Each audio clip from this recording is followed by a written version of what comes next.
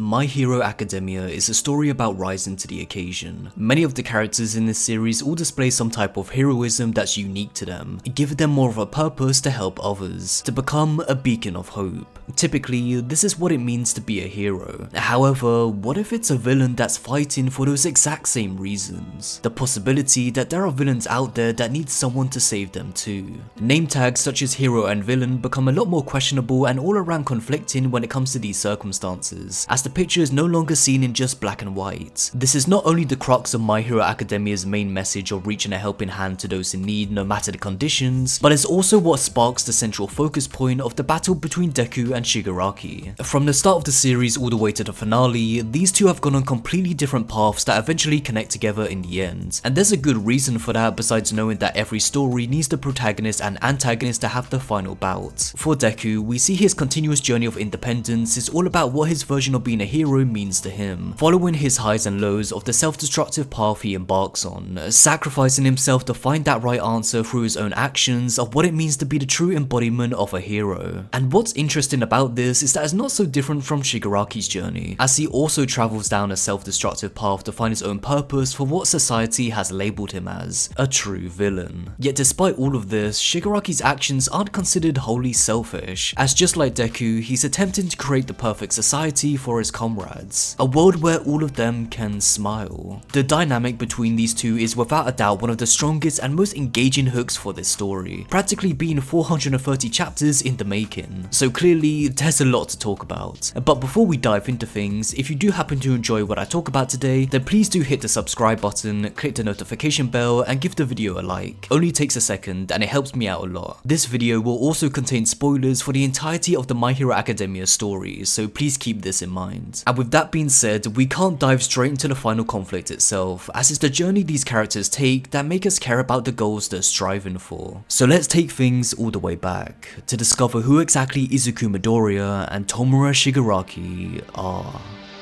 I don't love you anymore.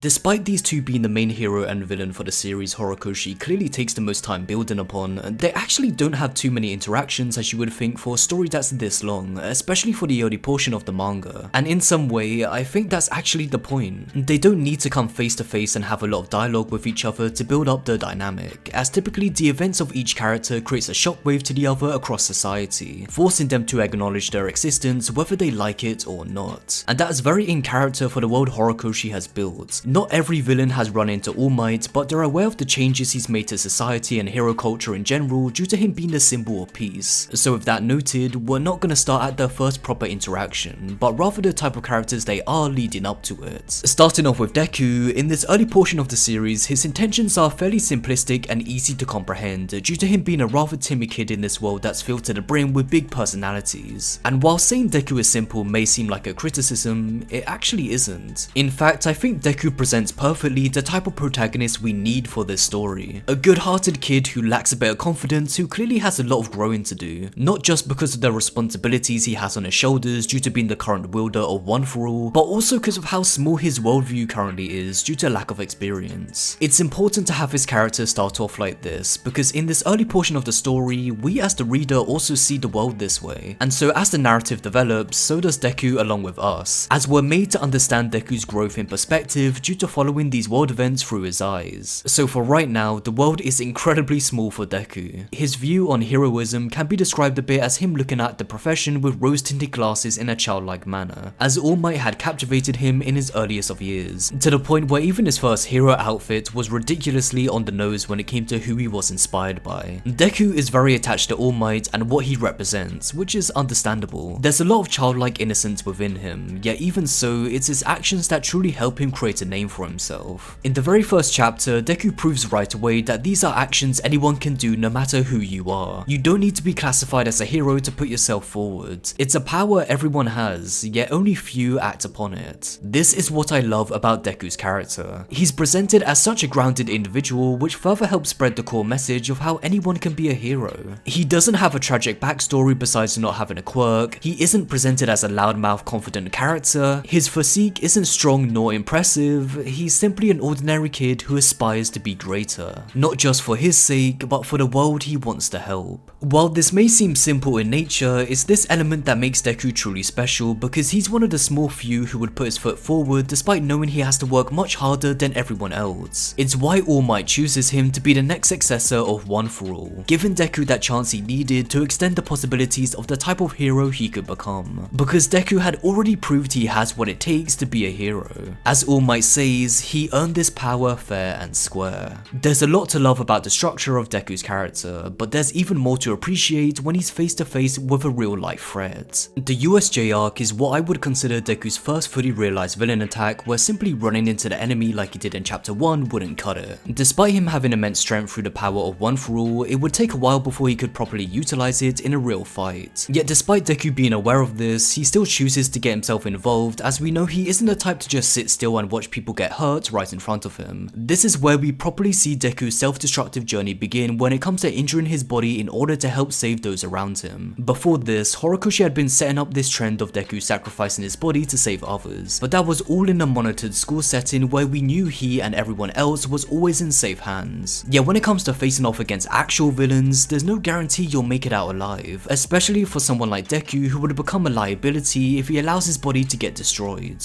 But for Deku, what happens to him is the least bit of his concern, and this is without a doubt a big character flaw for him because of how aware of this fact he is. Throughout this arc, he's shown to be highly analytical when it comes to assessing the situation he's in, yet despite how book smart he is, he always decides to put himself in danger to save others despite knowing what the consequences to his actions will be. He's hasty, but we've always known this is the type of person Deku has been from the very start. So what started off as a good possible character trait for him is slowly being altered into a flaw due to this self-destructive mindset he's grown into. And speaking of destruction, this is where we properly get introduced to Shigaraki. What's interesting about Shigaraki's first appearance is that he doesn't make that big of an impact as you would expect for the main villain of the series. Instead, he's actually fairly simplistic and childlike, almost being a mirror to Deku but through a different set of lens. Shigaraki attempts to make a dramatic speech about the systematic categorization of heroes and villains where society sees violence being acceptable if it's done by a hero. What's interesting about All Might's response is that he does acknowledge that there are villains out there who don't just crave illogical violence. Shigaraki, however, is not that individual he claims to be. Right now, the only thing that's clear for what Shigaraki wants is violence. Meanwhile, on the other side of the spectrum, we have Deku who wants to save people. Both are straightforward ideals that haven't really been fully realized into a deeper ideology due to the characters having not hit a big enough hurdle in their paths quite yet. And when we're talking about Shigaraki's visual appearance, he doesn't really have much going on, as his portrayal is similar to Deku at the start of the series by having his physique be super thin and always hunched over, not making him look very intimidating. I'd say the only thing that can be described as a bit unnerving is the multiple hands covering the top half of his body, but it's framed like it's suppressing who Shigaraki is. Due to the hands masking his identity, it in turn also shadows Shigaraki's presence, like we still haven't properly seen the main villain for this arc. His clothing being all black with just a simple shirt and trousers also creates a very lackluster impression as there's nothing really striking about it. This all subsequently lessens Shigaraki's impact for this section of the story, as if anything it feels like the Nomu leaves a bigger impression because of its stronger, more monstrous figure and actually going head to head with All Might. Meanwhile for Shigaraki, he immediately flees once the heroes show up, followed up by him getting shot, which clearly causes him to reel in pain. It's a pretty pathetic sight in all honesty for first showing, but that's the point. As mentioned before, Horikoshi very obviously wants Deku and Shigaraki to mirror one another in their journey of growth. Both of them are far from filling up the shoes of the next generation of heroes and villains, and due to them growing at similar rates, it only makes sense that their paths would eventually cross sooner rather than later.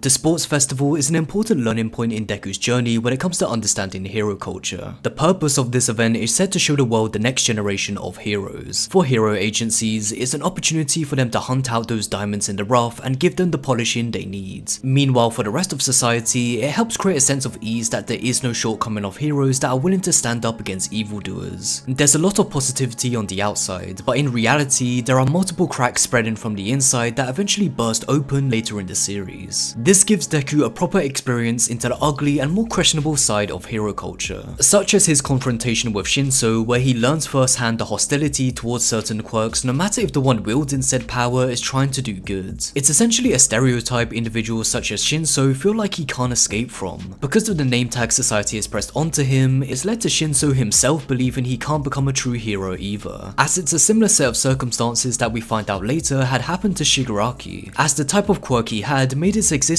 feel questioned. Immediately after this is when Deku faces off against Todoroki, being a chance for him to present an answer against societal pressure that hinders an individual's performance. And what's interesting about this is that it's another example of Deku putting others first rather than himself, despite this being a tournament to make a name for oneself. It's again another self-sacrificial battle, not just physically, but when it comes to his potential status too. This is the earliest breakaway Deku's character takes when it comes to heading down a different path that isn't the norm. Hero society is built on titles such as the symbol of peace and the hero ranking system. All of these labels essentially dictate the best of the best that's out there, so naturally any person wanting to prove themselves as a hero would want to shoot for victory no matter what. But Deku's idea of victory is different. His perspective of what's fundamental of a hero is different. He will become the person he himself chooses to become despite what is expected from societal norms. He will always reach out to those in need even if they're not asking for it, no matter how much it hurts him in the process, because he knows that the other person is hurting way more than him. While it's clearly a self-destructive route, it still proves worthy results as it doesn't give him a reason to stop. Recovery Girl even tells All Might that he shouldn't praise him for how much he's pushing himself. While his intentions are always good, he's still in a way given a slight punishment by now having permanent scars on his hands to show the lengths he had to go through to save one person. Yet on the positive side, it also becomes a reminder of the person he saved. Should he want these arms to remain functioning, however, things had to change if he was to continue reaching out to those in need. Meanwhile, Shigaraki happens to be watching these events live, yet it's not Deku's performance that catches his attention. Instead, it's the cracks that lay dormant within the concept of hero culture slowly being pushed up for the public to see, and Bakugo was that crack. An aggressive, loudmouth, violent character who seemed most suitable to fall down the path of evil sooner or later. Throughout the series, he even gets comments saying how his looks and powers resembled that of a villain. It ties back into Shinso's set of circumstances, where there's a preconceived notion made that is slowly trying to become a fact. While granted in this case the story is presented in a way to make us feel like Bakugo can go down such a route due to him spouting out words such as die every time he's in battle, along with his bullying nature in general, Horikoshi tricks the reader into falling into the same narrow-minded perspective of outside judgment from society, failing to consider the type of person beneath the shell, as later Bakugo turns Shigaraki's plans upside down by completely rejecting everything the legal villains stand for. This is again another misjudgment from Shigaraki, as his one-dimensional way of thinking had also gotten him in trouble previously with the hero killer Stain. I mean, his first words to Stain were, "When it comes to being evil, you're a pro." It's such a dumbed down simplification of what Stain represents, which he of course takes offense to.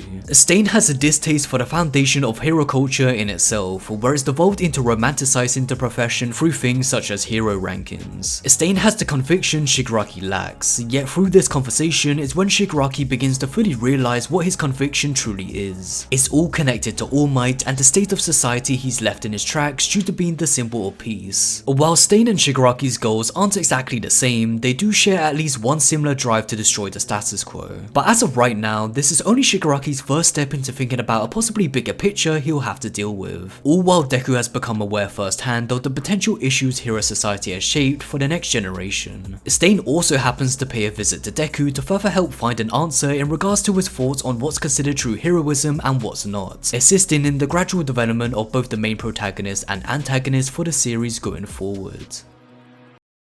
Skipping forward a bit is when we get the first proper interaction between Deku and Shigaraki, as the story feels like it's at last given us a genuine introduction to the type of threat Shigaraki poses. This is without a doubt intentionally done by Horikoshi, as this time we get to see Shigaraki's face with nothing covering it, therefore truly making it feel like an actual meeting with the main antagonist, as it creates such a strong impression. The detailed gritty strands of hair, the heavy cross-hatching, the dark tones. It's an unsettling atmosphere that Horikoshi continues to build upon throughout this conversation. In this panel where he threatens to kill 30 civilians, he's drawn in a much thicker brushstroke to make him appear more unnatural and chaotic, as the bloodlust takes control of him for that one split second, portraying Shigaraki as a terrifying force of nature that's just barely keeping himself together. Horikoshi makes it obviously clear that Shigaraki is the one in control here, and that he's also the main focus point despite Deku being the one who's held hostage. His encounter with Stain had left a mark on him, unable to comprehend the possibility that the concept of destruction can mean different things. Everything turns to dust in the end, so why is there such a need to think deeply about it? Yet the results are undeniable, as the ideology Stain has built has amassed him a large dedicated following despite him being a villain, all while Shigaraki is alone. There was a part of Shigaraki missing, and so as fate would have it, he would come across Deku in search of an answer.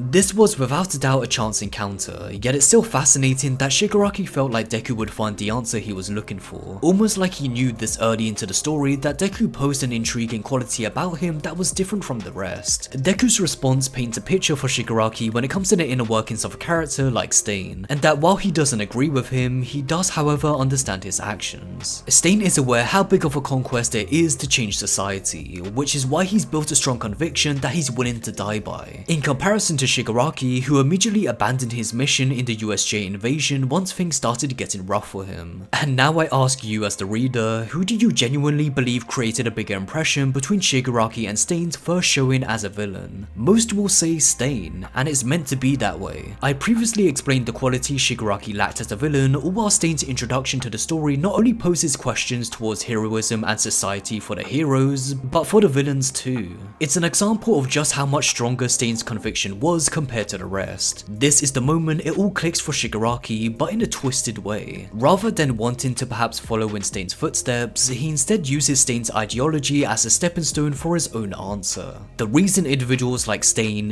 Deku, and all of society irritate him so much has become clear. It's all because of All Might. The missing piece Shigaraki needed all this time was a direct focus point to take his destruction out on, instead of just winging it and hoping for the best. All Might is the foundation that's been holding everything up we've seen so far in the world of My Hero Academia, and so naturally, it all comes back to him. Society has become so over-reliant on heroes such as All Might that Shigaraki now understands dismantling him from his reign as the symbol of peace will create a wave of destruction to follow, which is exactly what he wants. This is also the moment where we get a brief tease of the shadowy past lurking within him spill out slightly, as it all makes sense why All Might would be the next natural target for him. Later on, when we do dive into Shigaraki's past, we know a reason for his resentment against society is due to how no one extended a helping hand to him in his time of need. He was simply ignored, pushed to the side. This was seen as a hero's responsibility, not the everyday civilian. And now looking back on what's happening currently with Shigaraki and Deku being in a busy mall, absolutely no one bats an eye to what's happening. They all just continue on with their lives in their own little worlds. A world heroes like All Might have constructed where if there is trouble, a hero will be the one to get involved, not a civilian. Because of this, Ochako, a hero in training, is the only person to spot the trouble Deku is in. The story has slowly but surely revealed the cracks within the society heroes have built, along with where the weak spot is. The race for which side had the stronger conviction had at last begun.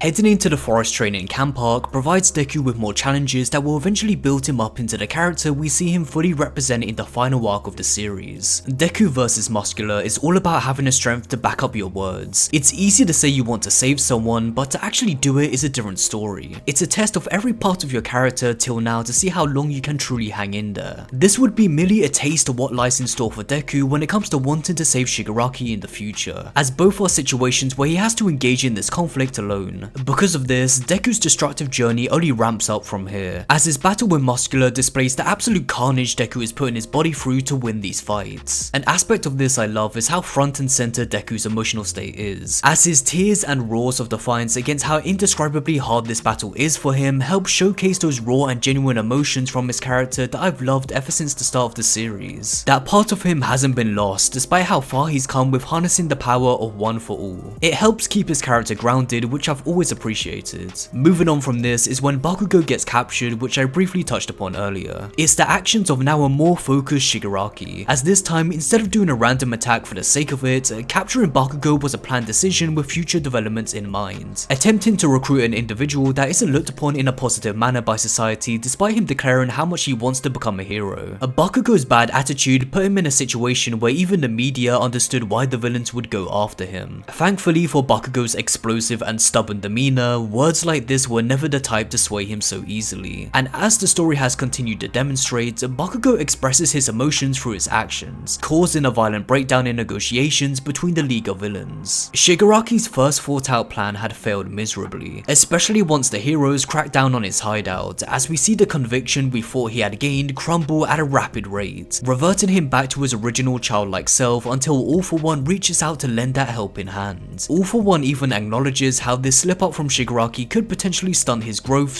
/ potential, saying he had only just started to carve his own path, and if possible, he'd like to keep anyone from interfering. This is where Shigaraki gets his much needed pep talk, as that as long as All For One is on his side, an infinite amount of retries is possible. Because of this, growth is always guaranteed for Shigaraki, as this was the only type of quote-unquote saving he was accustomed to. The battle between All For One and All Might marks the passing of the torch to the next generation of both heroes and villains. When Shigaraki gets teleported away from the fight, he screams to All For One that he isn't ready, as All For One responds that Shigaraki will be the one to continue this war. Meanwhile, on the opposite side of the spectrum, All Might's final words as the #1 hero is dedicated to Deku, pointing at the camera saying, "Now it's your turn." Both students were now in a position where they had to step up no matter what, as the fall of their masters would forever create a permanent shift in society. But most notable, this collapse in power provided an opening for a great change, as it all depended on which side would capitalize on it first.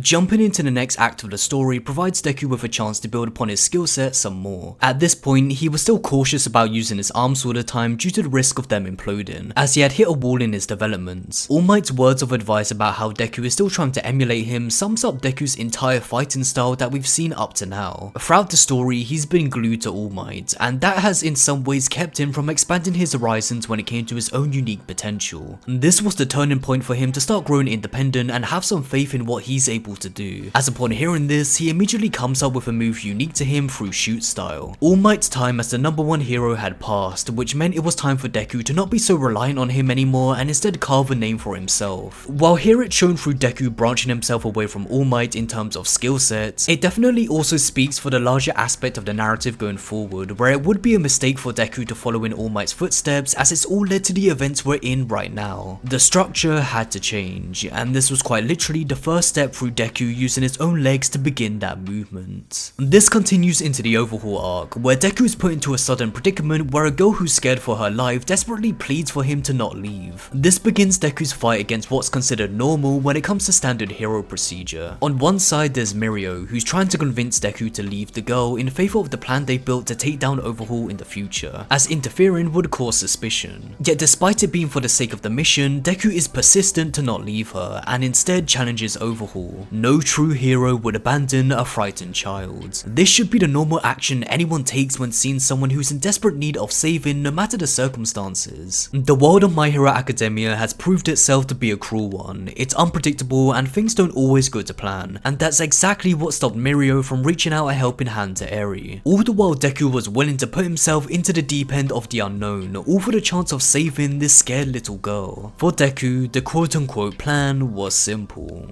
to save her. While Mirio does have good intentions, it shows the flaws and sacrifices being made in the moment, which has unfortunately led to this being the norm as the current system in place even ignores children. Overhaul as well comments on this the next time they meet face to face. It's once again another reminder of the world that created resentful individuals who were disregarded in the moment, such as Shigaraki, who was also a child on the street pleading to be saved. Eri thankfully got that second chance, but Shigaraki never did. However, Deku's actions prove that he not only strives to fight for his own beliefs of what should be considered morally right and normal, but that there's also a way for him to break through to Shigaraki and find something within him that others can't. That difference in his character compared to everyone else is what will bind him to Shigaraki's suffering later down the road. And speaking of Deku sparking that change in society, I also interpret it as Deku essentially creating his own future due to the conversation he has with All Might. He gets informed that All Might's death is near due to one of Night Eye's predictions that have never been changed or proved wrong. Yet even so, upon hearing this, Deku wants the possibility for change to be an option. Deku has already inspired so many others to walk down a different path that they never thought was even possible, as All Might is one of those examples. All Might's outlook on life had been completely recontextualized thanks to him, and even now, Deku still wants to continue changing All Might's life. He inherently wants to save All Might from the future that potentially awaits him, which symbolically speaks for the greater message Horikoshi is trying to imply, where Deku wants to create a permanent change to the future All Might seems to have created through his actions of being the #1 hero. No fate was set in stone, and that was something Deku was willing to prove. This is also the section of the story where Shigaraki is attempting to grow into a more competent leader to fill the shoes his master left behind. Heroes weren't the only issue for him in terms of pushback, but so were other villains. He had to prove why he was worthy of such a high position, but as Overhaul points out, his track record when it comes to recruiting others hasn't exactly been successful. The death of Magna that immediately follows makes it seem like another failed plan of Shigaraki's. Yet instead of reverting to panic like his previous self would, he instead bites the bullet and plays his cards right to turn the tables on Overhaul when such an opening arrives. Shigaraki has developed into a leader who now channels not only his emotions wisely, but as well as the League of Villains. The League has slowly but surely grown into a found family, and so Magna's death is instead morphed into motivation rather than frustration, as it's all thanks to Shigaraki not only understanding why every League member chooses to be here with him, but also how he expects them to trust him unconditionally just like how he trusts them. You're doing it for me, you, and all of us. Every member has a different background, but their motivations remain the same to the end. And once we do reach the end of this arc, Shigaraki is rewarded with the most satisfying get back he could have ever asked for by not only taking part in the fall of the Yakuza, but by also stealing all of the hard work Overhaul had dedicated his entire life to, using it to prop up the worth of the League of Villains. While Deku and Shigaraki don't meet at all in this arc, you can still see the bridge slowly forming that's preparing them for their next encounter. Overhaul is characterized as a failed Shigaraki in some ways for Deku to overcome before facing the real deal. Just like Shigaraki, Overhaul has a quirk that's focused on touching something in order to destroy them, having an accessory cover his face, as well as having his own group to follow through with his plans. However, by the end of this arc, we see more clearly the differences in their characters. For example, Overhaul ends up using his comrades for his own benefit when he's out of options, something we know Shigaraki would never do. Overhaul also disregards his sense of self and everything he's built by turning into a big monster through a gross manifestation of his comrades' quirks in a desperate attempt to overpower Deku. Meanwhile, through all of this, Shigaraki doesn't betray his comrades nor devolve into a mindless beast. He keeps his humanity close to his chest by thinking about the League's best interests and carefully playing his cards right to surpass Overhaul. And once both characters look at each other's faces for the first time with nothing to cover them, we see who's the one left smiling in the end. While items covering the face can suppress emotions from being read, it's like this is the moment where Shigaraki voluntarily removes the cover to show exactly how emotionally driven he is, as this is a recurring theme for whenever Shigaraki is shown without a hand hiding his face, as it expresses his humanity perfectly. It's what continues to keep his character grounded despite this being Deku's most outrageous battle to date against Overhaul, and it's that difference that will ultimately be the next big step for Deku to challenge.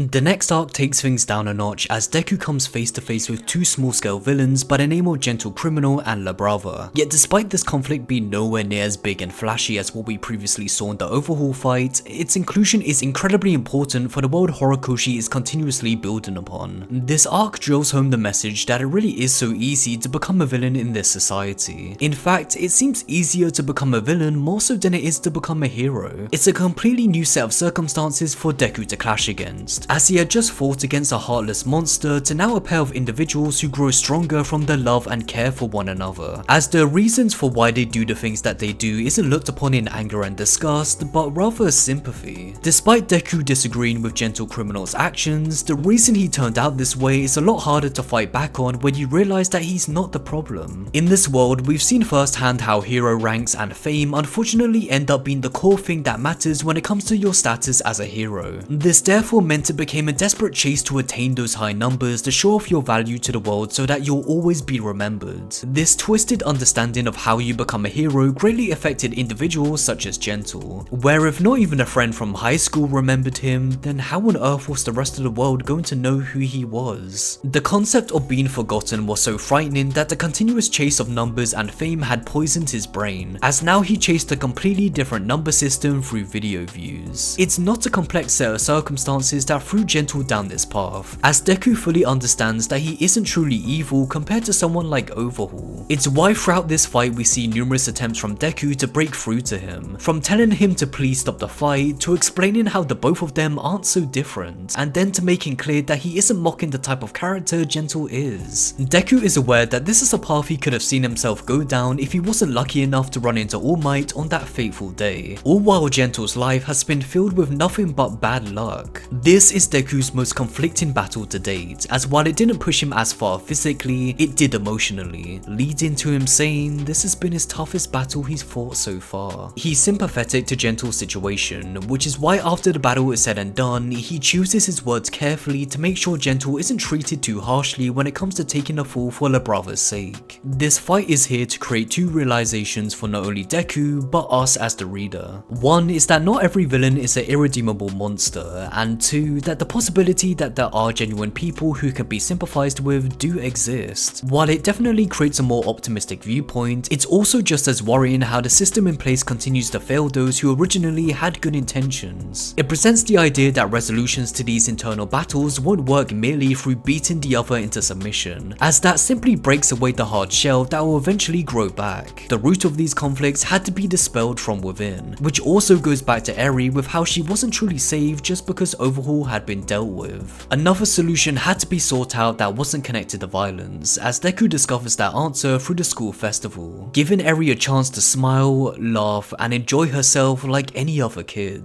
These two situations had evolved Deku's understanding of what it means to truly save someone and how villainy isn't such a black and white concept. While this is considered a vital learning point for him, it would also make the battles to come a lot more of a challenge than they already were.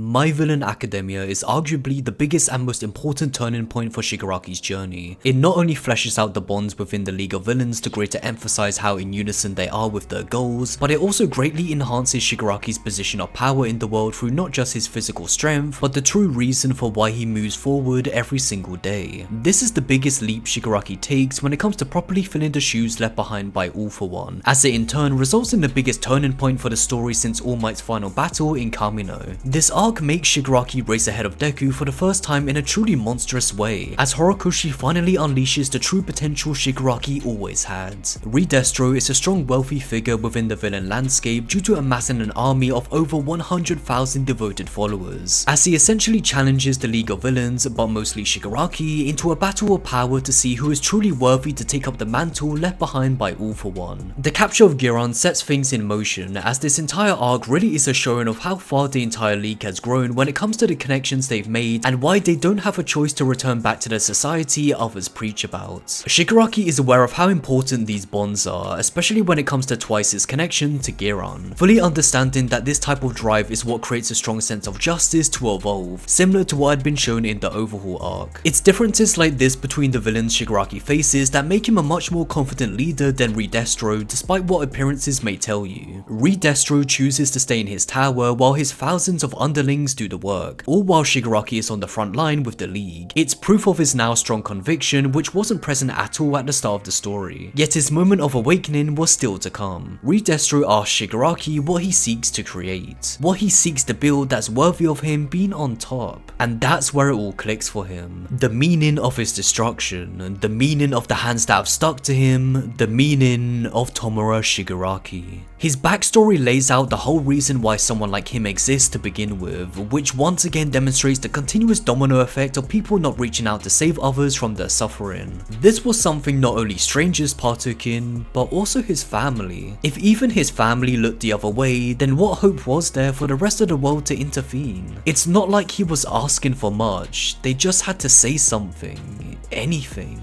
This parallels Deku's childhood too, as he was also in desperate need of hearing his mother say a specific set of words to set him free from his constant suffering. Both characters also want to be heroes, while at the moment not having a quirk, leading to the possibility that they're quirkless, and so the constant struggle of being punished for merely existing is once again seen in this story. Deku experiences this through being bullied by Bakugo, while Shigaraki is constantly abused by his father to give up on hero talk. Both have the dark pits they fall into because of this, but while All Might is there to save Deku through hearing the words he always wanted to hear from his mother, Shigaraki doesn't get that kind of closure, as All For One is instead the one to pick up the pieces and craft Shigaraki to his liking. This is where we get more context behind some of the hands that cling to Shigaraki, being the hands that belong to his family members. This frames his character in a new light, as it's almost like he's forced the connection he always wanted from them, making them reach out a helping hand like they should have and never allowing them to pull back, permanently at all times being stuck to him. And now cutting back to the present, Shigaraki's purpose is made abundantly clear. Up to this point, Shigaraki's definition of destruction felt more like an impulse. Throughout the series, he's shown to scratch his body in frustration whenever the need to destroy was bubbling up, yet it shows he somewhat continued to keep it contained rather than fully letting it out. The hands were also a constant reminder of his falsified connection to his past despite his memory of it all being partially shut off, as it's only when he starts to allow himself to be more heavily destructive in this arc is when more of his true character begins to get revealed. These hands had shackled him to his past, not allowing him to grow into his full potential his destruction has to offer. He had to confidently embrace what he stood for without needing any reminders. As All For One says, you have within you an impulse to destroy that even you can't control. It's bursting out of you, and that itching is your body letting you know. You don't have to endure it. Your impulse isn't necessarily a bad thing. The next step for Shigaraki was allowing that destruction to grow more, to allow it freedom in every sense imaginable.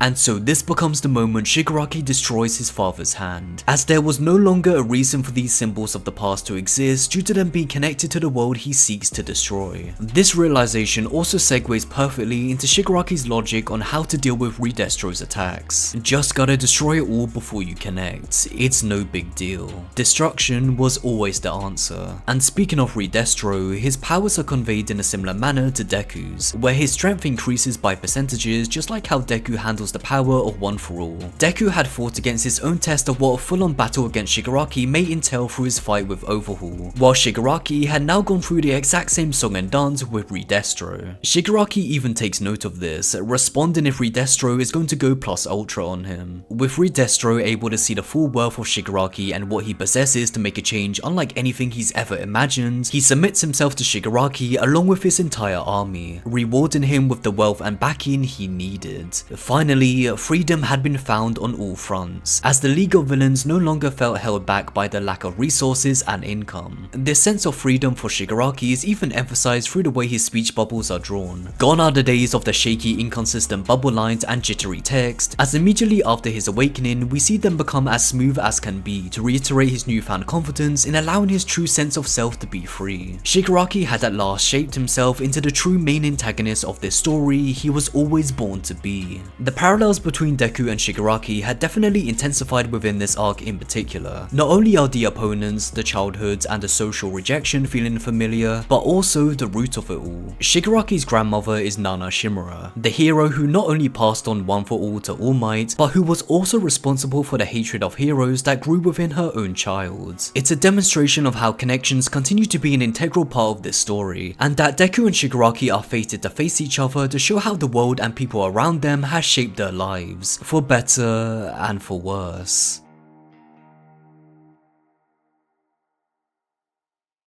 The Paranormal Liberation War arc is the climax to Act 2 of this story, where we at last get to experience all of these elements Horikoshi has been building upon and see whether they paid off or not. This section of the arc does an amazing job at conveying how important it is to stop Shigaraki from awakening his full power here and now. It's just a continuous onslaught of back-to-back raw action, and the panel where Mirko refers to Shigaraki as an it and not a person is just such a brilliant way to not only refer back to how Shigaraki was never looked at as someone who fitted into society, but to also how far the story has come from the unremarkable villain we once knew.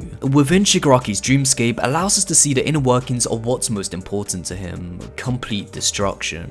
There are also a bunch of hands reaching out that appear to crumble away the closer they get to him, being a nice piece of symbolic imagery for how impossible it is for anyone to reach out to him. But as well, you've got to keep in mind that this is Shigaraki's inner realm, meaning that he's still thinking about the thought of someone reaching out. And it makes sense considering in his backstory, it's one of the key things he continues to hammer in about how desperate he was for someone to help him. What's also interesting is that we see his family members clearly being depicted within all this destruction surrounding them, showing that he truly hasn't completely left behind that part of himself, as he takes the time to honestly respond to them while even visually reverting back to his childlike self. Tenko was still very much alive within this new Shigaraki. Once we see everyone latch onto him in an attempt to stop him from going to All For One, another moment of weakness is revealed, especially in this panel. Shigaraki's eyes don't scream confidence, more so a depressing realization knowing that he can't turn back. This is the unfortunate circumstance he's been forced into since he was a child. He's not the one who failed, they did, as he leaves them with these final words: "Don't reject who I am." A cold reminder of the past and now the present. When Shigaraki begins to awaken, we get this really unnerving set of sequences from Deku's perspective as he senses the oncoming threat. Shigaraki's presence is treated like that of something incomprehensible, which visibly shakes Deku down to his core, being a great way to portray the similar amount of fear Deku felt when he came into contact with All For One in Kamino, further solidifying that Shigaraki had won this race to take up the mantle of power. Deku was too late. Shigaraki wiping out a city with his quirk is the perfect opening message to send towards not only the heroes but all of Japan. Rather than a hero announcing he was here, it was now a villain's turn. And when Shigaraki has a newfound urge to hunt down the power of One For All, both characters from this point on would be in constant orbit of one another, as on the other side of things, Deku would gravitate towards Shigaraki due to feeling like it was his sole duty and purpose to take him down as the current wielder of One For All. But before we explore more of this mindset Deku drowns himself in, Shigaraki's proof of being completely reborn is shown in more ways than just one, as the will of his former master is able to cling to his body through mind and soul. However, just like how Shigaraki rejected everything before him to get to this level, this would also include the man he looked up to. He didn't want to stay stationary, which is exactly the type of person All For One is, a man forever trapped in the past, haunted by his biggest failure of being unable to acquire One For All. No, Shigaraki wanted to be greater. He wanted to keep on moving. Yet after being temporarily taken down by Endeavor, he's once again spoken down to when it comes to the concept of ideals, finally leading to Shigaraki calling out the hypocrisy in such statements that come from the mouths of heroes. This moment is such a brilliant show of confidence from Shigaraki, as it's no longer a form of hatred he's keeping sealed inside, but just like his destruction, it's something he's now choosing to let out freely, because he knows what he's saying can be backed up by his mere existence. Everything I've witnessed, this whole system you've built has always rejected me. Now I'm ready to reject it. This is Shigaraki at his absolute best, as he's more than aware that his words likely won't be properly heard, but he's used to that rejection, as now it's gotten to the point of it being just another battle of heroes versus villains. His words do break through to the vulnerable cracks in those who are partly responsible for the mess he speaks of, however, as Gran Torino's opening of doubt to the choice himself and Shimura Nana made to abandon her family becomes quite literally a punch in the gut. This cycle of violence only continues with Deku declaring to put an end to Shigaraki, mercilessly beating him down, as Shigaraki just looks like a complete monstrosity that shows no signs of backing down, as once again Horikoshi brings forth another parallel to connect the two. Due to Shigaraki's body not being able to fully handle All For One's quirk, just like Deku, he's at risk of destroying himself from the power he was gifted. Deku knew he was suited for this battle, especially due to being the wielder of One For All. As I brought up earlier, Deku descends into another self-destructive mindset where he believes he's the one who has to defeat Shigaraki. This was his entire purpose, no matter the consequences. However, it's because of this tunnel vision is why it's seen as a brief regression of his character. Rather than learning from the failings of All Might, he subconsciously slipped back into the same destructive tendencies that resulted in not only the fall of the symbol of peace, but as well as being unable to fix the bigger problem at large with hero culture. Instead, this is seen as just another death battle between hero and villain, as Horikoshi's art really goes all in with depicting the destruction of both these characters, as it's like a child grabbing two toys and repeatedly smashing them into each other over and over and over again. This is especially the case when Deku flies into a blind rage over Bakugo being injured, switching roles for a brief moment where Deku becomes something completely unrecognizable even to Shigaraki. Once Shigaraki attempts to steal One for All, we get a brief moment of inner realm connection between the two of them. While Deku is safely guarded by the previous users of One for All, the same can't be said for Shigaraki's situation, as he's constantly fighting for control of who he wants to be against All for One. This sequence is only present for a mere moment in this span of time, yet it's enough to revert Deku back into the character we know him to be, the boy whose legs move on their own when he sees someone in need of saving. Even after they leave this realm, Deku is shown to still have that sense of urgency to save him, as All for One pilots Shigaraki's decisions. This double page spread perfectly encapsulates not only the type of character Deku is, but also how truly damaging this battle will be for him. Showing the city completely torn down below by Shigaraki's actions while Deku's words are above in the clear sky is such a beautiful way of informing the reader that while these two sides do contrast one another heavily, the scenery is still connected. Despite all of the damage that's been done, Deku's thoughts of wanting to save someone from the suffering are as clear as day. Skipping ahead a bit into the story, Deku is presented with another crossroad when he encounters the vestiges of One for All, being informed that he's essentially the final wielder of this power he's inherited from generation to generation. This creates an astronomical amount of newfound weight onto his shoulders, not just because this is the final chance to take down All for One once and for all, but because Shigaraki is a part of that equation. If this was anyone else but Deku, Shigaraki being involved didn't matter, but for the boy who could never ignore a cry for help, it provided a problem. That's when Shimura Nana asked the question, can you kill Tomura Shigaraki? But not only that, she presents more challenges to him to truly test his resolve, to truly test if he's dedicated to this role he found himself in. Not everyone can be saved. That was seen as the definitive answer when it came to villains who had walked down a path with no way of returning. And so Deku must be prepared to kill Shigaraki if he is unable to find that salvation he's searching for within him. This leads into some of the best characterization we get for Deku's character, to show why he's different from the rest and why he can be depended on. His experiences with previous villains has built him up to this answer of seeking and understanding. No villain is the same, especially in Shigaraki's case, which is why Deku doesn't want to repeat history, but change it. One for All is a power meant for saving, not killing. Despite the heavy burden of being the final user of this power, despite what the societal norm may say, despite the amount of damage Shigaraki has already done, he wants to save that little boy. That's the Deku who always does his best no matter the situation. The previous arc was a wild one, as Shigaraki's actions dramatically changed the rose-tinted glasses idolization of heroes within society. No longer do the public look up to them with trust, but instead doubt and helplessness. These events not only broke apart the public perception, but as well as heroes no longer having faith in the structure they built for all these years. And so when the heroes give up hope, who exactly is there to save anyone in the end? For Deku, the answer was always him. This incredibly taxing weight was something only he could handle, considering Shigaraki and All for One had their eyes set on him, and because of this, he decides to cut himself off from everyone else for their own safety. This arc had incredible potential to dive more into how truly deep these sacrificial tendencies of Deku's character can go, displaying clearly his fall from grace in actions and appearance. Horikoshi is able to capture how worn down and tattered his outfit is due to the excessive amount of shading. It gives off a gritty dark look, as it's still to this day one of the most eye-catching unique designs Horikoshi has ever penned, but that's the point.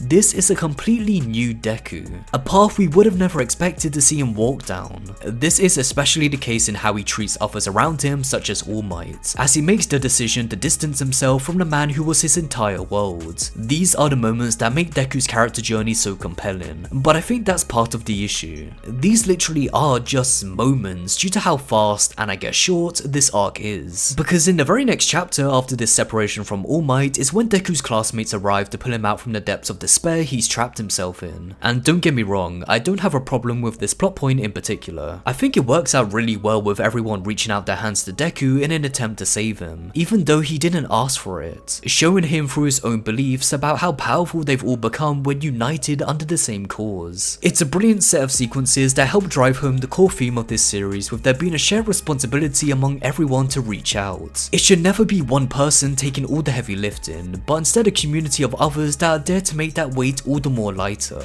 The issue is that there's not nearly enough breathing room between these two sections of the story, as it ends up making Deku's strong declaration to do things on his own seem much weaker than we originally thought, since it doesn't last long at all. We're aware he's making tough decisions and that there are cracks in his character for others to break through to save him from this path, but it's because these are tough decisions is why we need more time to show how stern and stubborn he's been, rather than fixing it all in the first proper battle we see after his separation from All Might. I really wanted to see more conflicts take place after Lady Nagant, as that fight is a great turning point for Deku to spiral down and lose even more sense of logic and reason. In the battle, we see Deku attempt to reach out to her despite knowing she was hired by All For One, as he could tell she wasn't on the same page as her contractor. It's moments like this that further showcase Deku trying to find salvation for those who are even associated with All For One, mentally preparing him for how to handle Shigaraki in the future, who also happens to not be completely on the same wavelength as his master.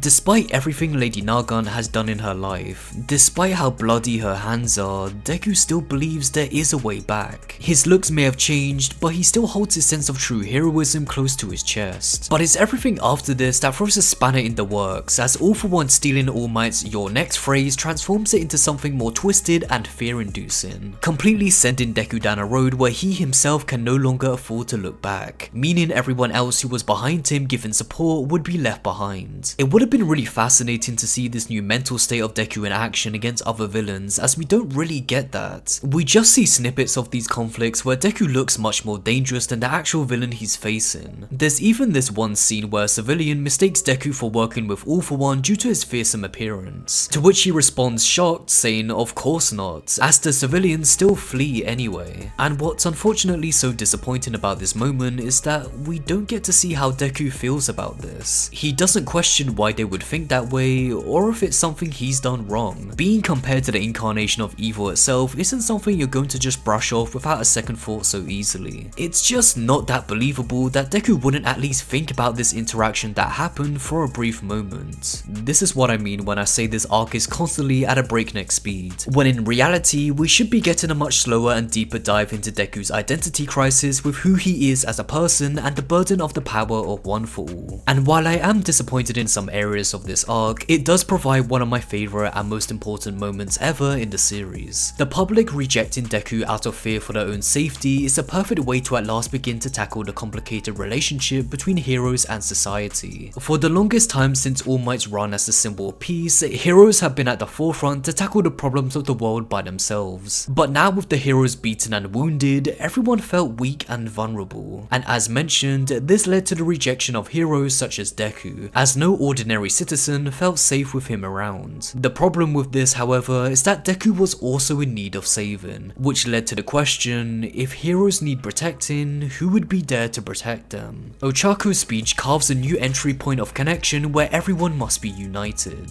No longer can heroes be on the front line 24/7. There had to be a shared effort to lend a helping hand to everyone. It's a monumental shift in society to break free from the world All Might had previously built. That world had fallen apart long ago, as it was time to change course. Horikoshi's art direction for this set of sequences is also some of the most cinematic work he's ever penned. This shot being drawn from a slanted angle where we're right there with Deku as close as possible to the ground helps quite literally bring us down to his level. What he's feeling with the weight of these words and the heavy impact they're having where he can no longer stand with his own strength. He's curled himself up in a ball to feel small and suppress these emotions he's been carrying throughout the entire arc. Yet those feelings can't help but rise more to the surface for everyone to see, as he's the biggest and most noticeable character on this entire page. In this very moment, his presence is known by everyone because he is the focus of all the attention. He is the focus of Ochako's speech. This is his Hero Academy. Horikoshi has framed this shot to be as dynamic as possible because a moment like this shouldn't feel flat or average. It's supposed to tug at the emotions and captivate us, just like how everyone else has been won over by Ochako speech. Overall, this arc has some great moments, but unfortunately I do wish this section of the story was allowed to breathe more, considering it was essentially the final chance for us to explore more of Deku's resolve when it came to the burden of One For All, since we were closely approaching the final section of this story. And with that being said, let's get into it.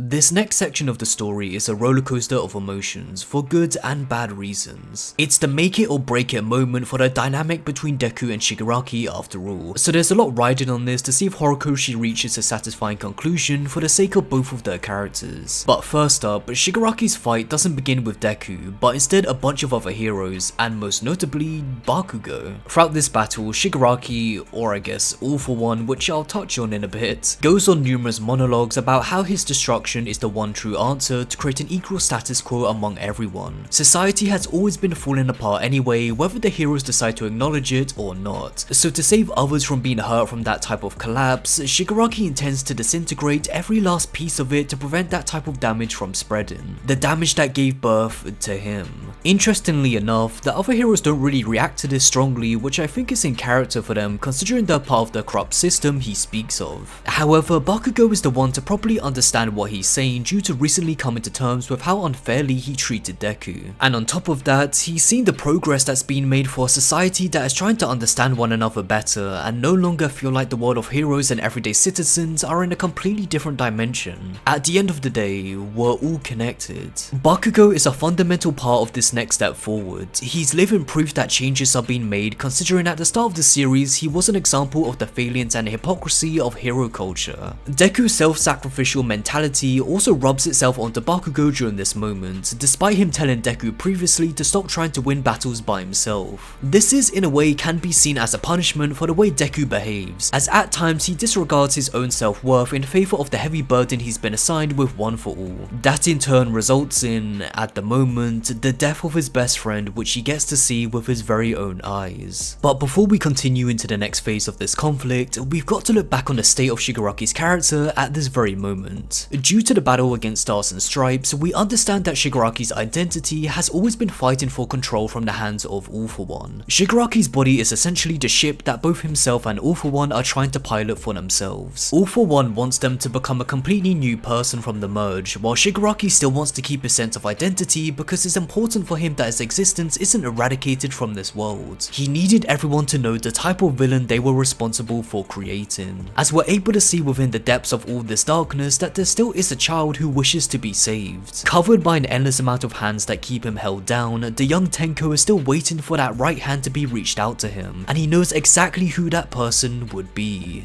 Midoriya. The brief encounter back in the Paranormal War was enough for him to believe that if anyone could truly save Tenko, it would be Deku. It all just depended on if there would be anything to save by the time All For One had his way, which brings us back into the situation we're currently in. At this very moment, Shigaraki and All For One are essentially sharing the mind of this body back and forth, which leads to vulnerabilities to both sides of their characters. For All For One, it's Bakugo reminding him of the second user of One For All, and for Shigaraki, it's Mirio's words about having no friends that revert him to lash out like a child, as instead of using the League of Villains as an example of his friendships, he brings up his bonds from his childhood. This is when we learn that the small child that continues to be unaffected by the merge of Shigaraki and All For One is having the hardest time of disappearing completely. As stated before, this version of Tenko is his origin. It's where his destruction began, but it's also where his cries for help were the loudest. It's why when we see the other heroes attempt to revive Bakugo, that it makes Tenko's heavy emotions rise to the surface to evolve this body of Shigaraki's into one that's completely covered in a mass of hands. In a way, it's like he's reverting back to his previous self that he once discarded, as his sense of identity was slowly being erased due to the merging of All For One and himself. His true sense of self was being hidden, as he now just looked like a complete monster. Yet even so, this reaction from the Tenko trapped within felt completely warranted. Bakugo had been destroyed, to put it in his terms, yet the heroes didn't give up hope to save him. But in Tenko's case, not a single person reached out to help even though he himself hadn't been destroyed. He still could have been saved. Not only does Tenko still know this, but so does Deku, as it was now time for him to destroy the shell that prevented Shigaraki from being free. But first, an issue arises. Due to Deku arriving to the battlefield late, he has no choice but to look at the helpless state of those who are buying time for him, bloody and beaten on the cold hard ground, especially Bakugo. Shigaraki proceeds to add more fuel to the fire by pushing his own insecurities onto Deku, mocking him for potential excuses he may have for why he failed to make it here on time. Obviously, these verbal attacks come from Shigaraki's resentment towards those who avoid responsibility, which has led him to the position he's in now. It's definitely one of the more quote-unquote childish lash-outs we've seen from him, just like when he got upset over Mirio's comment from earlier. Though it makes sense since Tenko is the most vulnerable element of this current body, where these resentful emotions are rising to the surface to take control. As a reminder, and as confusing as it may be at times, this isn't the complete Shigaraki we know, which unfortunately in some aspects does feel like we're missing out on more interesting dialogue exchanges between himself and Deku for this section of the story, since the mixed emotions of Tenko as well as All For One weaken Shigaraki's once strong personality at this current stage. And while we're talking about things that I'm not the biggest fan of, the moment where Deku gives into his rage is really not a great way to start off the final conflict between these two. It just feels like a complete regression for his character, where at this point in the final section of the story, he should be more confident and not allow himself to slip so easily into the depths of despair. He's allowed to be angry and sad, but he shouldn't be given into rage identical to what was shown in the Paranormal War, where he's no longer in proper control. I would look the other way if Deku was the one to calm himself down, but he isn't. Instead, it's Mirio coming over to reassure Deku that Bakugo is in the process of getting help from the heroes. This does end up calming down Deku, but in turn, it creates some uncomfortable questions. If this truly was Bakugo's deathbed, then what exactly would be next for Deku? Would this form just completely consume him to the point where saving Shigaraki gets completely thrown out the window? This moment unfortunately just makes what Deku stands for and the journey we've seen him partake in not seem all that strong anymore. It feels weak because, well, Deku has shown himself to still be weak. As I said, it's definitely not the greatest way to start off this conflict, but thankfully things do begin to get back on track. Once Deku controls his feelings, the very first words he says to the monstrosity in front of him is if Shigaraki is still in there. This is the exact thing I wanted to see from Deku right from the get-go when joining the fight, as despite being surrounded by everyone on the brink of death, despite the monster standing before him, despite knowing he's working on a time limit due to Eraserhead's quirk nullifying Shigaraki's true power, he still wants to make an active attempt at saving him. It's a great moment of character from Deku due to the odds being massively stacked against him, but still keeping true to the goal he set himself. Once confirmation arrives that Shigaraki's true self still lies dormant, the battle gets underway, and it's a pretty neat set of sequences. Deku using all of the Vestige's quirks is a cool way to not only show off his on-the-fly strategic thinking, but it also carries home the message Deku learned recently when it comes to not being able to win every fight by himself. He relies on every quirk in his arsenal and gives them a purpose, as it's such a poetic way to break away All For One from the clutches of Shigaraki's body by using all of the Vestige's quirks to deliver that critical blow. This type of connection, this unity, this power, it's something only someone like Deku would be able to bring out. And at last, the true Shigaraki also rises to the surface. Deku had broken one wall down, but there was still another that remained. Continuing the theme of how important connections are, Deku's kindness gets repaid through Gentle Criminal and Lady Nagant making their return to assist in the fight. While his encounter with them was brief, the impact they make is monumental, as it helps convey how Deku's efforts of seeking to understand his opponents was worth it in the end. That there can be a way back for those who have gone down the wrong path. No matter how far they've fallen, each villain is still a human being. That is the way not only Deku is approaching this conflict, but so are others. Even with the stakes being higher than ever before, every encounter presents an opportunity to learn where this malice comes from. No one is born a villain, but rather they're created. This leads into Shigaraki's inner struggle against All For One, as proof of Shigaraki finally being back for real this time compared to his earlier showing is demonstrated here through his sheer confidence. Even later on when All For One attempts to take control of him once more, Shigaraki rejects his hand. All For One has been portrayed as the master manipulator of the series, pulling all the strings strings to make sure everyone danced to his tune. A bitter man who refused to let the next generation take up the mantle, as it needed to be him who acquired one for all. But unlike him, Shigaraki never seeked such greed for a specific power. That after all would limit his scope of destruction that he had once come to terms with back in the Meta Liberation arc. He needed complete freedom, which meant he had to separate himself from the teachings of his own master. Due to the indescribable amount of hatred constantly being built up within him, it allowed Shigaraki's core, which was his child self Tenko, to grow and follow the same path that leads to freedom through destruction. As long as the root is the same, then so will be the end result. However, it also further solidifies a vulnerable opening within Shigaraki, as once that scared child has been saved, there becomes a possibility that this never-ending cycle of destruction will stop in its tracks. But for now, the fight continued on, as Shigaraki believed his only sense of salvation was the destruction of everything that was connected to the house his father built, twisting the words of saving into something a lot more malicious rather than hopeful. As is the case with Deku, his intentions haven't changed either. He simply can't ignore that crying boy he saw within Shigaraki's core. While this fight gets underway, so are many others, as it does ruin the pacing of things, especially on a weekly read since we only get brief snapshots of the battle every so often. Deku is essentially holding down Shigaraki off screen for the majority of this time, which does make all of the work that was put into this hype build up feel a bit underwhelming until the story was ready to just focus on these two. Eventually, All Might's battle against All For One crosses over, as All For One wants to make an example out of All Might by not only tearing him apart, but by also tearing apart any hope that was left. The whole world was watching, including Deku.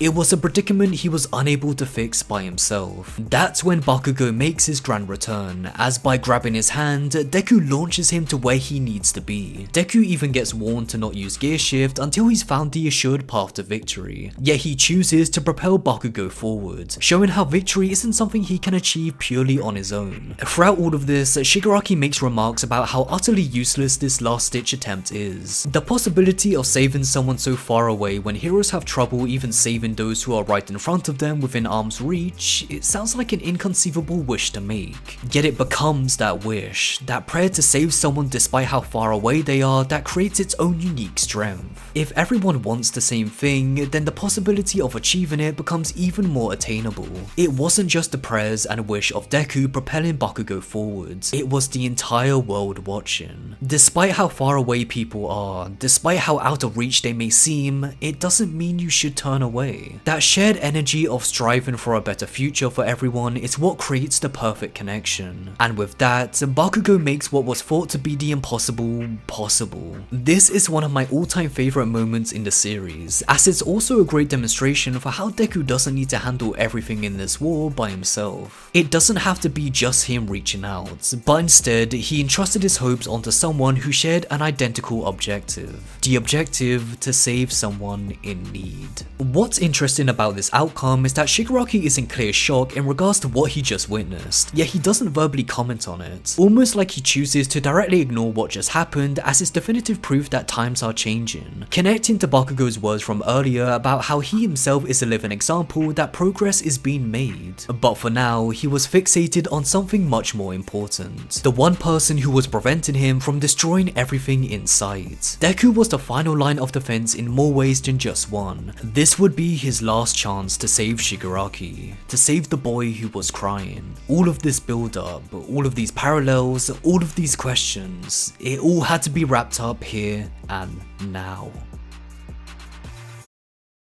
At last, it was time for the true final battle to get underway. To say a lot was riding on Horikoshi's shoulders would be a complete understatement. And before we dive into things, you may have noticed that throughout the entirety of this video, I haven't really discussed the battles themselves from a choreography standpoint. That's because, as harsh as it is to say, there's not really anything that captivating going on here, and that's always been kind of a problem for Horikoshi. His artwork is beautiful, I know he can deliver stunning visuals, but when it comes to the play-by-play on the action actions being performed, you're not really going to get much besides a shockwave of powers going off. And yeah, it looks cool as hell, but I think it also creates a problem where things just feel too similar throughout the whole battle. This especially shouldn't be the case for the final fight of the series, but it unfortunately is. Deku having multiple quirks should allow for such a creative conflict that stands out amongst the rest, and besides the scene where he lifts up part of the ground, which is an awesome battle maneuver, it still just feels like we're getting a build up to regular punches when in reality these should be considered some of the most decisive blows in the entire series. Let me give an example of something I would have liked to see. We know Deku has to get close to Shigaraki so the vestiges can attack him from within, and that first punch really feels desperate and close despite it only being the first proper attack that visibly affects Shigaraki. So imagine we now know Deku needs to do this all over again, but at least 6 more times for each vestige and with a different strategy every round. That alone creates such an intense set of circumstances where the battle will be constantly changing, as each hit Deku lands will feel so rewarding knowing his efforts are being paid off despite him getting weaker with each transfer due to losing a quirk every time, especially since we know he's going through all of this trouble in an attempt to save Shigaraki.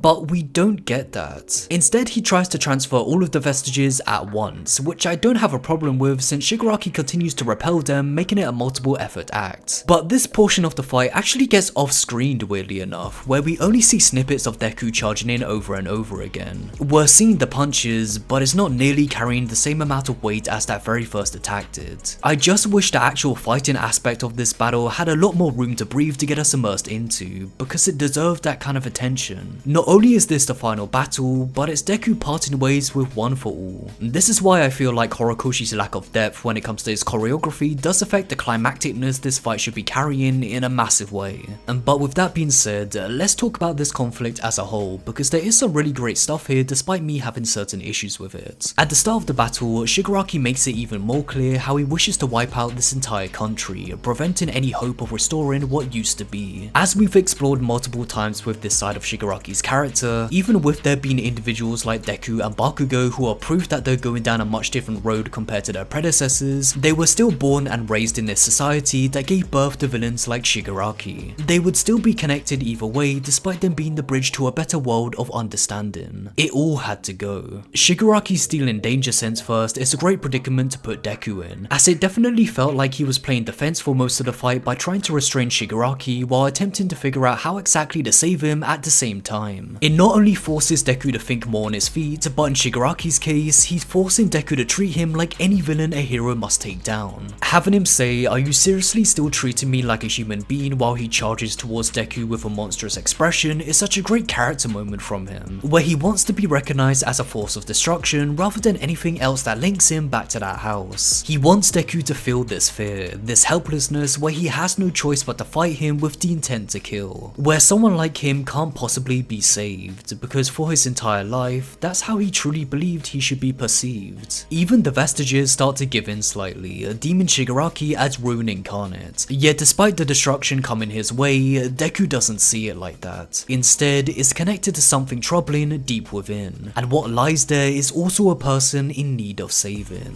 Deku's motives haven't changed, as even with Danger Sense gone, he's still holding back his power to not kill Shigaraki, something Shigaraki notices and even mocks him for in regards to the act of saving someone costing so much. Yet again, he continues to say how all of these efforts are useless because that crying boy has been buried by this new world Shigaraki wants to conceive. But the act of Shigaraki admitting to burying this boy is another confession that it is a vulnerable part of him that he doesn't want to see or even acknowledge, and since Deku is the only one bringing it up to him, this hero must be buried along with that memory. Deku even takes notice of this slip up from him, how he continues to carry around this part of his core despite attempting to hide it from the world. This is when Shimura Nana tells him that he has to give up on Shigaraki, to just grin and bear it. But yet again, Deku rejects this course of action. He doesn't want to be part of the hero society that would sweep things under the rug and stand atop smiling for the cameras. This parallels what Shigaraki is attempting to do, as he's the one who is keeping things concealed while putting on a strong front, especially for the League of Villains who entrusted him with their dreams. He can't hope to show that opening, especially to Deku who won't ignore what he's seen with his very own eyes. Because as shown at the end of the Stars and Stripes fight, if there was a hero who would reach within Shigaraki to pull him out from this never-ending despair, it would be Deku. So until that lid shatters, he won't stop fighting this battle he chose to step foot in. Just like every battle, this too comes with a sacrifice. As for Deku, he had to part ways with One for All in order to shatter that vulnerable scar within Shigaraki wide open. And this is the plan the Vestiges come up with, and as much as I like the back and forth regarding how risky this operation is, I do wish Deku was more involved in the conversation, considering this is the core part of who he is that he'll be parting ways with. At times, it feels like one side is doing the heavy lifting with the dialogue, and 9 times out of 10 it's the Vestiges rather than Deku himself. He was the one pushing for the idea to save Shigaraki after all, so it would have been nice if he took more of a leadership position in this instance. This leads into Deku reinforcing his body with Black Whip, where we get a callback to the Vigilante arc about him no longer looking like a hero. However, in this case, I feel like there's more to Shigaraki's words since it's coming from his lips this time. It's once again another example of the lengths Deku is going through to get through to him, as he's long since separated himself from what was considered normal as a hero.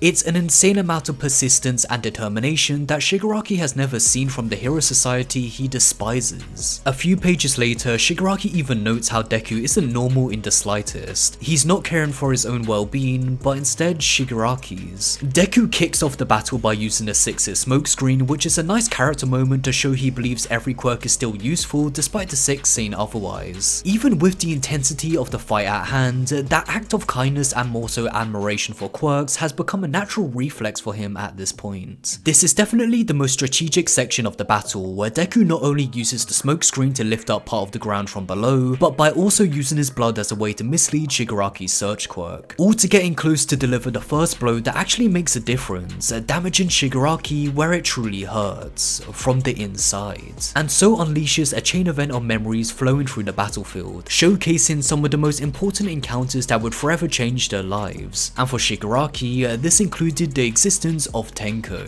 Deku knew he was making progress, and so he continued doing everything possible to reach that core. Meanwhile, the rest of society was watching on as he fights for a better tomorrow. At this point, it feels like the world hasn't seen a hero to the same extent as Deku, as Lady Nagant says Deku's passion is taking him down a much thornier and nuanced path, therefore opening others to a completely new way of heroism. Everyone becomes united in this moment, standing with Deku and praying for his success, as progress was not only being made with Shigaraki, but as well as the entire world. There's a moment in the fight where Shigaraki puts his hand forward and yells in desperation in similar fashion to his father, and this can be interpreted in 2 different ways. Either Shigaraki is subconsciously acting like his father, which he of course wouldn't want to be, further providing a reason for Deku to get through to Shigaraki's true self, resembling the battle with Todoroki by freeing him from the chains of his father, or the punches he's receiving from Deku are taking such a mental blow on him due to the attacks being aimed at a spot where he's most vulnerable, therefore remind Shigaraki of the hits he took from his father that he never wanted, just like the attacks he's taking right now from Deku to enter this core that he doesn't want him to see. Either way, both instances create a spot of vulnerability, allowing Deku to at last enter the realm Shigaraki had been concealing. Inside this realm is where Deku gets confronted multiple times in regards to what purpose he has for going to such extreme lengths that don't guarantee success on his end. There's a chance nothing could change, yet even so, it's not a reason to ignore the vulnerability within someone that you've seen with your own eyes. Saving those who don't ask to be saved is just another core aspect of being a hero, as no one should be left behind. Once Deku makes his way further through Shigaraki's origin, he encounters the moment that started it all, the abuse from his father. That's when we get the comparison between his father and himself in regards to keeping a core memory that hurts yet is unable to be parted ways with.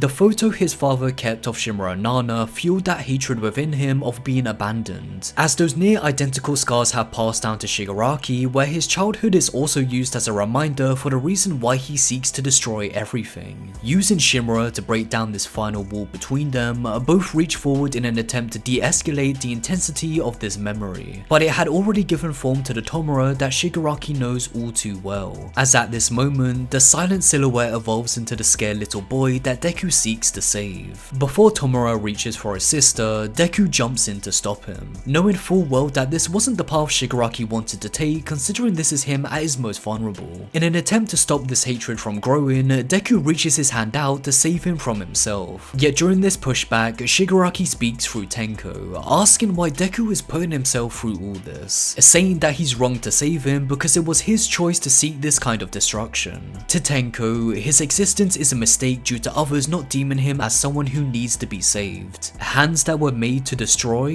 Who would ever reach forward and hold a hand like that? The quirk Tenko was given led him to believe that he was always unsavable and born to be the embodiment of destruction. That was his role. This grief and confusion resulted in a downward spiral that would create the Shigaraki we know of today. Yet despite all this, Deku is still holding on to him, quite literally giving his hands up to Tenko as they disintegrate right before his very eyes. No matter how painful this is for him, Deku knows firsthand that the comfort one feels when someone reaches out and holds their hand is necessary to validate their reason for existing. To know that they don't need to suffer alone despite their problems being worlds apart. This is where we get Deku's I am here moment. A lot less hype inducing than All Might, who's very explosive with his words and visuals, as this is a more so touching and considerate moment between these two boys who both needed saving at a vulnerable age. The background being removed symbolizes how what the world thinks doesn't matter at this very moment. Right now, these two suffering boys are the only people that require your full attention. The attention Tomura never got. In this very moment,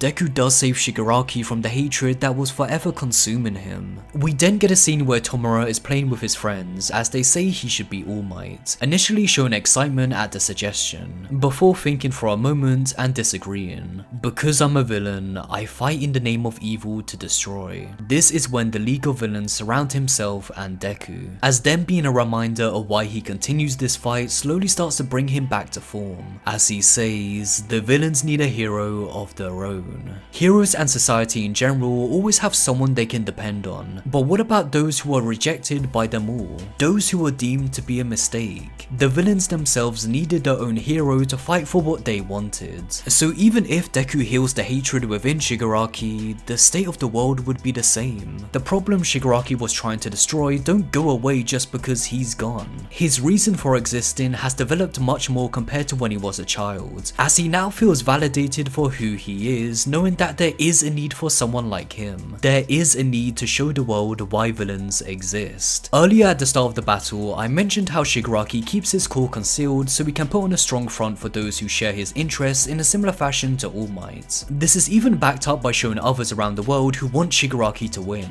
some in plain sight and some within the safety of their room. That constant resentment towards society is something that will forever push Shigaraki's destruction forward. However, this set of sequences suddenly gets interrupted by All For One swallowing Shigaraki in this inner realm. It's where he learns that all of this destruction wasn't actually his choice, but rather a path All For One had set for him. Even his origin, his quirk, it was all fed to him by force. This reveal is a lot, to put it simply. There's just so much information Horikoshi throws out here that conflicts against Shigaraki's reason for existing, when I honestly feel like All For One's story was wrapped up perfectly fine with the Bakugo fight. But now having him return again for like the 5th time now, it not only in turn invalidates Bakugo's own victory because in the end he did take Shigaraki's body either way, but it also interrupts some of the best back and forth moments between Deku and Shigaraki that we've seen. I wouldn't be complaining about this if we got more of it later, but because we don't, I feel like it's necessary to talk about some of that missed potential. But moving on from this complaint, it does further showcase that Deku did stamp out the hatred within Shigaraki as it allowed All For One to take over due to that moment of weakness. Deku did save Shigaraki from his hatred,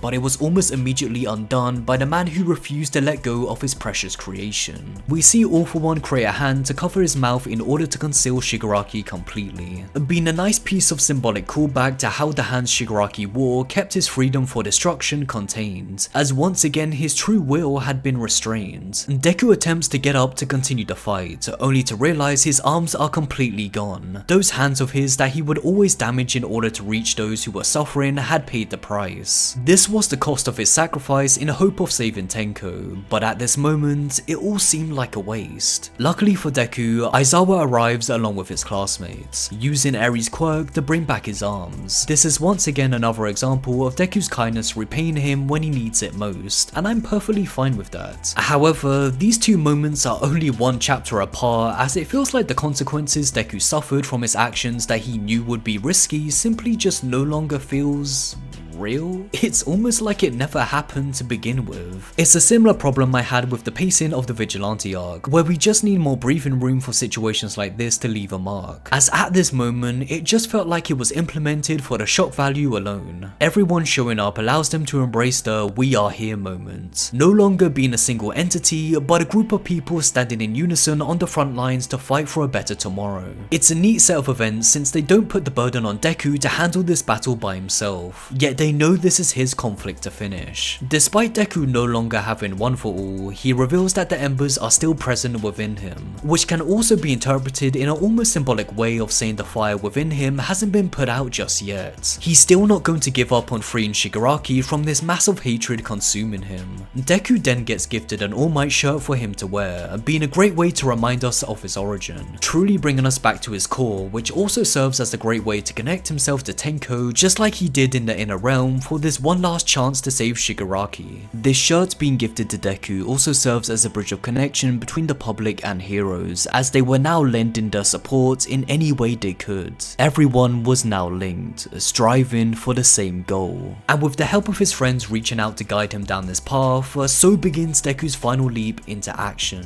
calling back to chapter 1 where his body moved on his own to save someone in need, but this time surrounded by his comrades. This set of sequences is amazing. Everyone cheering on Deku to do his best creates this energy where he is constantly being pushed forward by their support, similar to when Bakugo raced forth to save All Might. When reading these pages, you absolutely feel those heart-pumping emotions where you want Deku to succeed no matter what. The scene where his mother's words change from worry to support is such a brilliant way to bring Deku's journey back full circle, where all he needed from the start was for someone to tell him that he can do this, that he can be a hero. After all, he's been known as the Deku who always does his best. With this, Deku is finally brought face to face with All For One, tearing down the monstrous persona he's built throughout the years to expose and remind him what he truly is on the inside, a lonely man. I do like what Horikoshi is attempting to do here, especially with the next panel being just All For One by himself in pure silence. The problem is that there's just zero chemistry between these two characters, which results in this scene feeling very undeserved. It's like we skipped the start and middle and went right to the end of this so-called dynamic they share. You could probably count on your hand the amount of times Deku and All For One had a proper conversation or at least interacted with each other. It all just rings a bit hollow for me. Seeing all of the vestiges appear along with Shigaraki to help deliver the final blow is a great scene, however, as it displays Deku not only attempting to save Shigaraki from his past by entering his core, but now by also saving him from his manipulated future by defeating All For One. We then get their final conversation, and I'll be honest, I really wish this was longer. In a way, it feels like we're just getting the bullet points to wrap things up as quickly as possible. I would have loved for a much longer conversation, considering throughout the series they haven't had many opportunities to properly speak. It results in the closure to Shigaraki's character not feeling as complete for me as I would have liked it to be. But the final words between them both is something that I do like. Shigaraki tells Deku to inform Spinner that he kept fighting to destroy right to the end, to which Deku replies, "You've destroyed enough," being somewhat of a comforting thought to leave Shigaraki with so that he can at last rest. Deku is basically saying that the world Shigaraki seek to destroy had already been laid to waste. This final battle showed how society has grown, how it's in the process of changing for the better where another Shigaraki won't be born. And for Shigaraki, that's the type of destruction he wants to be known for. Not the crying boy deep within, but instead the villain who destroyed everything to the bitter end, eventually being stopped by his hero. And with that, the clouds part. No longer is the sky covered by a gloomy atmosphere, but rather an opening ray of hope where everyone can see clearly that there will be a brighter future ahead of them. Deku has created that entry point, and it's up to the rest of society to follow.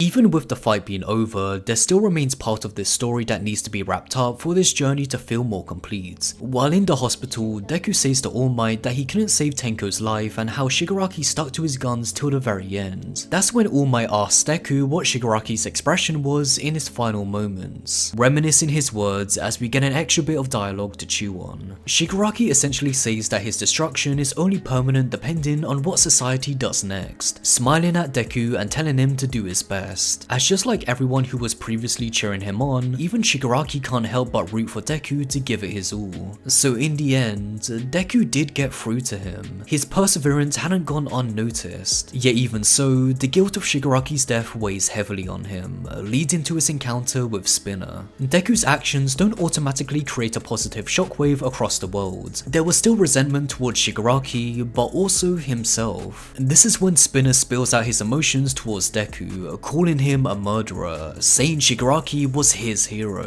the hero who saved him from an endless void of solitude. In turn, this actually fills Spinner with more regret for his actions, as he feels guilty for not reaching out to Shigaraki himself, because in the end, it was a hero who reached his hand out, but at the cost of his life. Due to society possibly changing, it also suggests that Shigaraki and the League of Villains will be forgotten, as Spinner declares to make their mark on history permanent by writing a book. For Deku, however, he was part of that change in history, and so it's something that he will never forget. In fact, it's quite literally a memory he's always going to be reminded of, as when he's approached by others about how amazing he was in that fight, the only thing he can think of is Spinner calling him a murderer. The guilt was too much to call this a complete victory. Even with society changing for the better by stepping up more and not letting the heroes handle all the work, he created a wave of motivation that was clearly spreading, yet he still felt unsatisfied that Shigaraki's death was essential for this domino effect to at last get the ball moving. Deku's conversation with Uraraka is an important one for him to have, due to her going through her own battle of survivor's guilt from Toga. It's a moment for them to both reach their hands towards one another and not only embrace that sorrowness together, but to also make it clear that reaching out wasn't a mistake. It was a path they both found too late, yet no matter how far gone someone may be, it's still just as important to reach out than never at all.